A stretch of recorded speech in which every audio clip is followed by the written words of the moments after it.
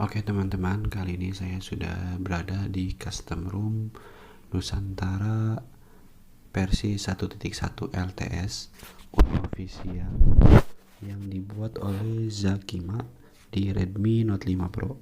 Ini adalah Android 10. Kita akan coba cek di bagian pengaturan seperti biasa. Oh iya, custom room ini dia modelnya vanilla ya, jadi kalian harus download lagi gapsnya. Saya menggunakan Nix Gap yang basic. Oke, seperti biasa kita akan coba cek di bagian network and dan internet.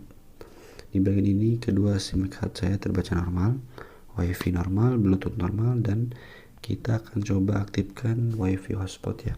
Fitur terpenting Redmi Note 5 Pro.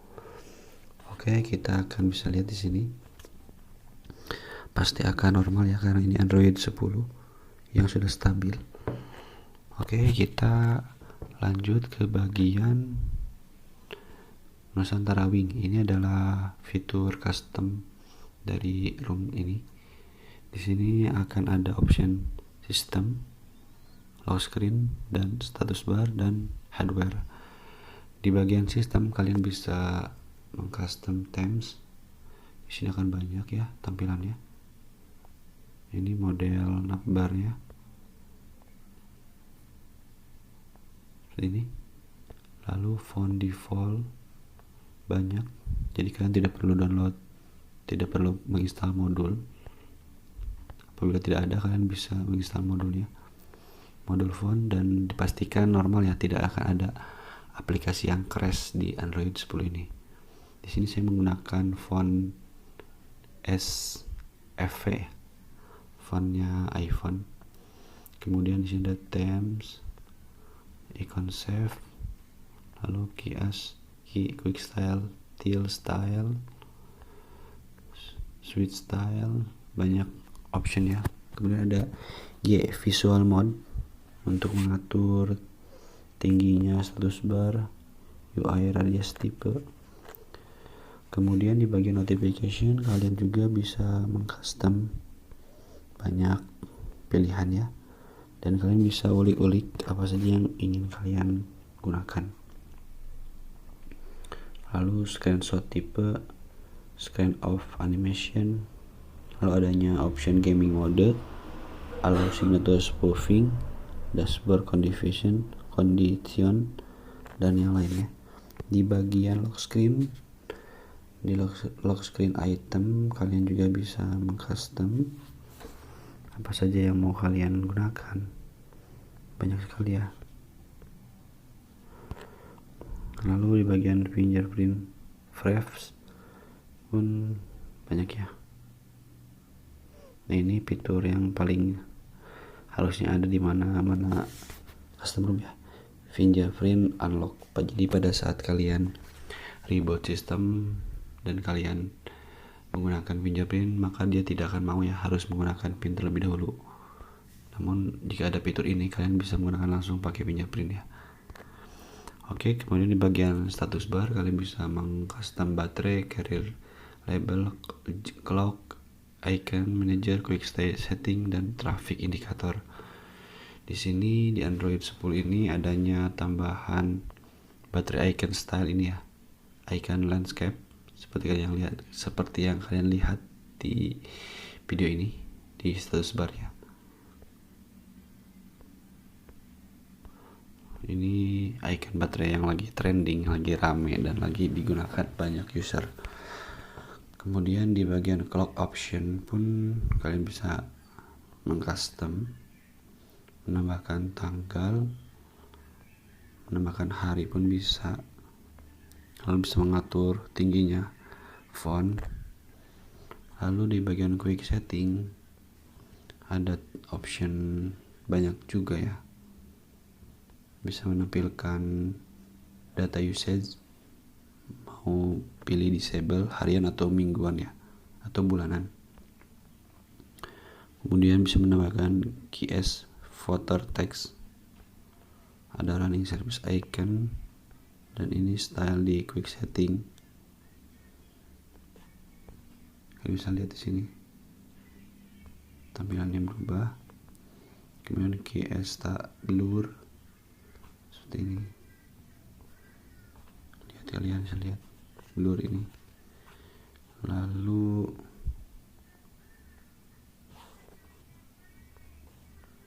banyak sekali ya, kalian bakal nyaman di Android 10 ini, di custom ROM ini sepertinya. Dan kemudian ada MIUI brightness leader seperti ini, tambahan option. Lalu ada brightness control.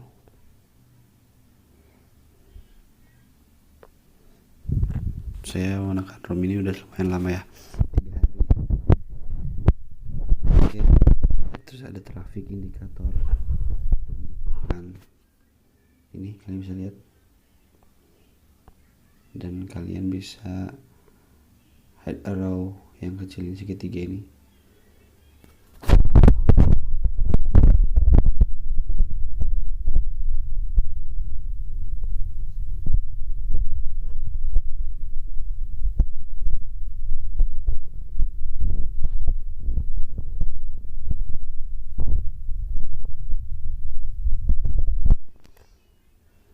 Ini nih.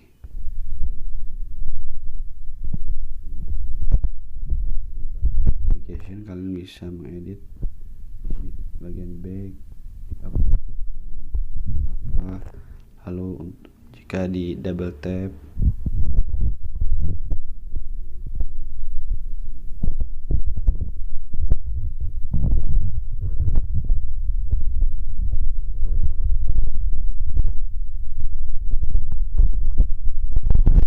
kemudian kita cek di bagian baterai. Di bagian baterai adanya fitur smart charging. Kalian bisa set kapan pengecasan berhenti dan kapan pengecasan mulai berjalan lagi pada saat kabel casan terus tersambung di perangkat ya. Kemudian kalian bisa cek di bagian display. Di bagian display masih standar aja ya. Kebanyakan adanya game driver preferences. Ini kalian bisa set driver game untuk game apabila kalian punya game. Lalu di bagian storage, sistem memakan 15 GB ya.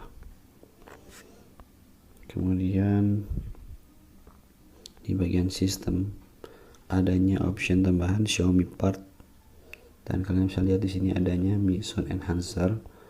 Lalu kalian bisa pilih tipe headphone yang kalian biasa gunakan.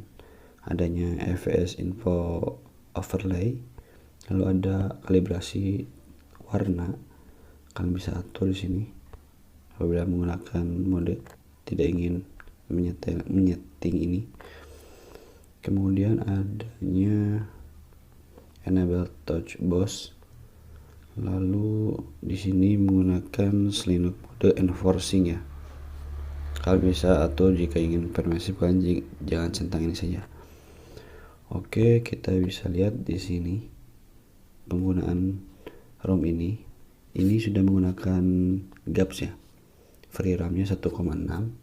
Pada saat saya belum menggunakan GAPS, hanya model vanilla saja, dia tembus sampai 2,6 ya free RAM-nya, karena tidak adanya GAPS. Namun setelah saya sudah install GAPS jadi 1,6. Di sini free RAM 1,4 ya. Oke. Kemudian di custom ROM ini kameranya kamera Goya. Namun saya tidak senang dan saya coba menggunakan TR kamera ya. Saya coba-coba Gcam yang support di Android 10 banyak ya. Namun ada saran dari user Wired disuruh menggunakan TR kamera, dan hasilnya memuaskan ya. Tidak ada masalah.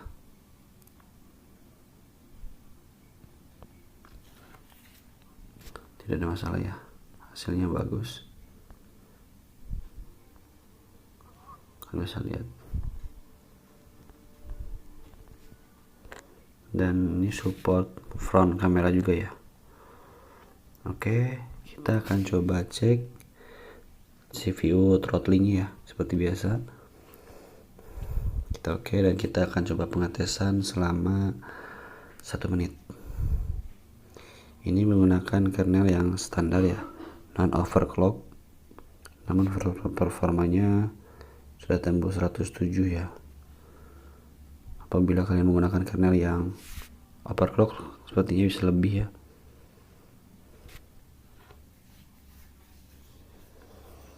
Dan kita bisa melihat di sini grafiknya warna biru ya, kebanyakan biru, tidak ada merah.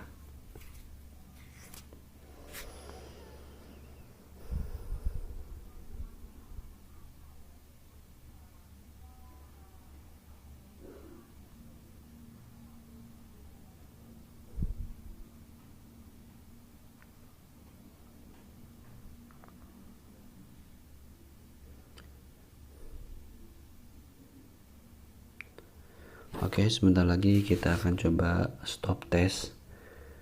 Oke, dan kita bisa melihat di sini hasil dari tes CPU throttling dengan hasil maksimal di 111 GIPS, kemudian rata-ratanya 1,5, 105,1 GIPS, dan minimalnya itu 85,5 ya. Dengan hasil seperti ini cukup memuaskan ya. Kita coba benchmark.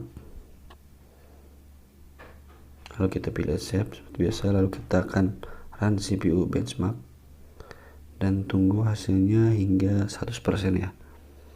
Proses ini nanti akan muncul skor dari pengetesan Geekbench 5. Oke, setelah kita menunggu hingga 100%, ini adalah skor dari Geekbenchmark di perangkat wired ini, mendapatkan hasil 270 di single core-nya dan multi core-nya mendapatkan 1150 ya.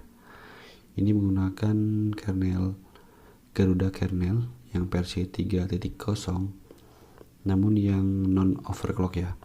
Apabila kalian menggunakan yang overclock, mungkin ini hasilnya bisa lebih besar. Oke teman-teman, kali ini saya akan coba flash ROM Nusantara versi 1.1 LTS unofficial oleh Zakima di Redmi Note 5 Pro. Ini adalah versi vanilla. Oke, sebelum kita lanjut, jangan lupa kalian untuk subscribe channel ini. Oke, terima kasih. Di sini saya menggunakan recovery Orange Fog ya.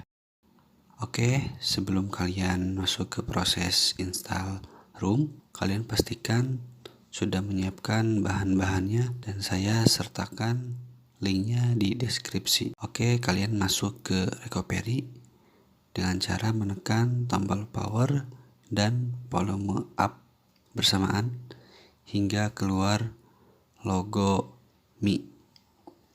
Setelah itu kalian akan tampil seperti ini. Kalian pilih icon tong sampah ya, yang ini. Lalu kalian lihat di situ ada dua option. Yang pertama WIP dan yang kedua adalah format data. Kalian lakukan clean flash di bagian WIP dan kalian centang beberapa option, yaitu Dalvik, kemudian Change, System, Vendor, dan Data.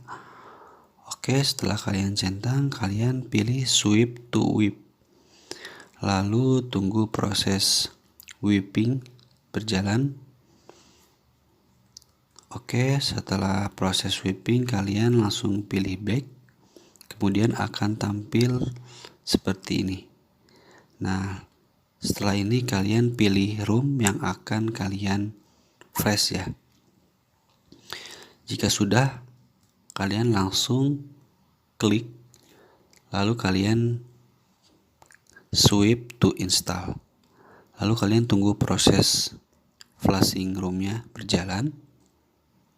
Oke. Setelah proses flashing berjalan sukses, maka kalian akan melihat seperti peringatan teks berwarna oranye seperti ini ya. kalian abaikan saja, tidak apa-apa. Setelah kalian flash ROM ini, kalian langsung pilih back, lalu kalian install additional files.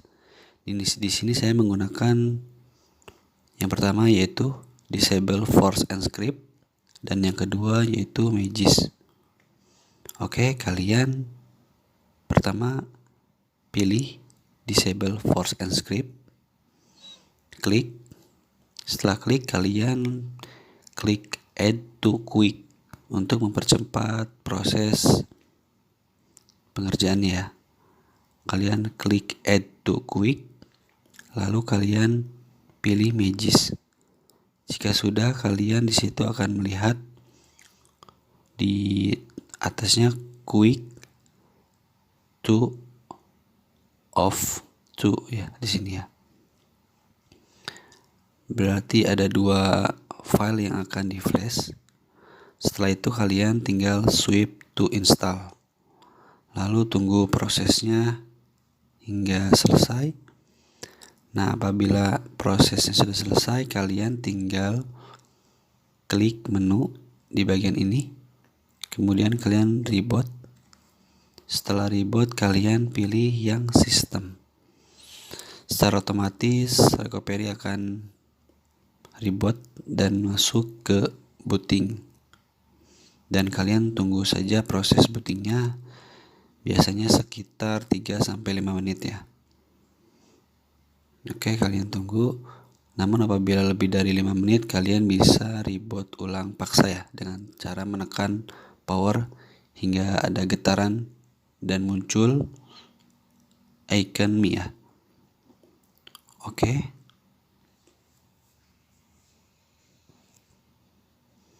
Sebelum kalian masuk ke home screen, pada saat booting kalian akan melewati dulu Android setup.